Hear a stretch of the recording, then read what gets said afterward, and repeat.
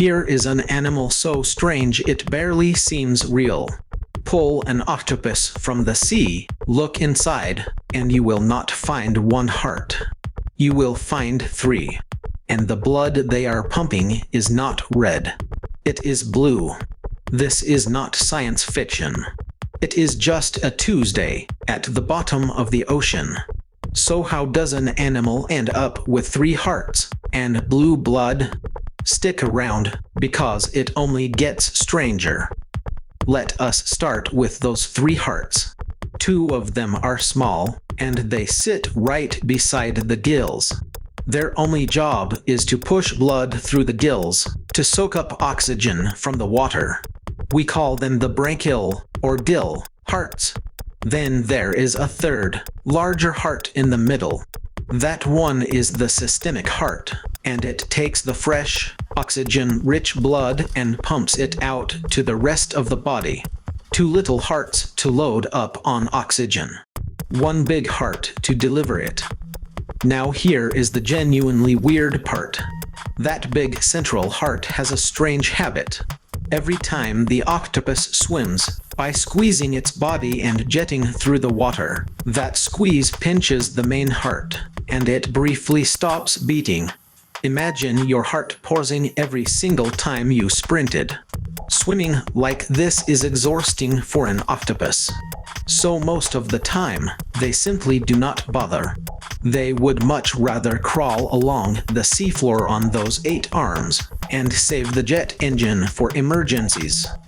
So what about that blue blood? Ours is red because it carries oxygen using iron, locked inside our red blood cells. The octopus does it completely differently. It uses copper instead of iron, in a molecule called hemocyanin. And copper, when it grabs onto oxygen, does not turn red. It turns blue. Their hemocyanin does not even ride inside cells. It floats free, dissolved right in the blood, tinting the whole thing a pale ocean blue. And this is not our design flaw. It is a superpower for where they live. Copper-based blood keeps working in cold, low-oxygen water. The kind of dark, chilly sea where iron blood starts to struggle. Antarctic octopuses lean on it the hardest, packing in extra hemocyanin to survive near freezing water. There is a catch, though. Copper blood carries less oxygen per trip than ours does. Which is exactly why it helps to have those extra hearts, working overtime to keep the oxygen moving. Now, the honest part. You have probably heard that an octopus has 9 brains. It is a great line. It is also not quite true. What it really has is 1 central brain, wrapped around its throat, plus a cluster of nerves running down each of its 8 arms. In total, around 500 million neurons. And here is the twist. Roughly 2/3 of them are not in the head at all. They are out in the arms. Each arm can taste, feel, and react on its own, without checking in with a brain.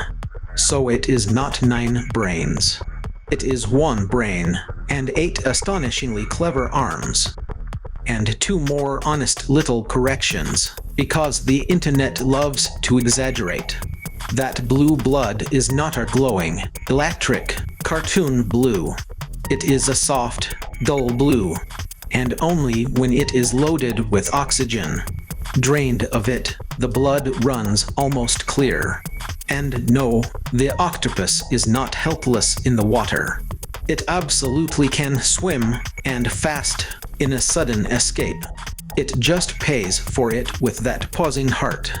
Which is why crawling is its everyday cruise. So take a breath, and picture it. 3 hearts. Blue, copper-based blood, floating free. A central brain, and 8 arms that each think a little for themselves. And none of this is made up. It is a real animal, alive right now, somewhere under the waves. The octopus did not read the rulebook for how a body is supposed to work. It just quietly wrote its own.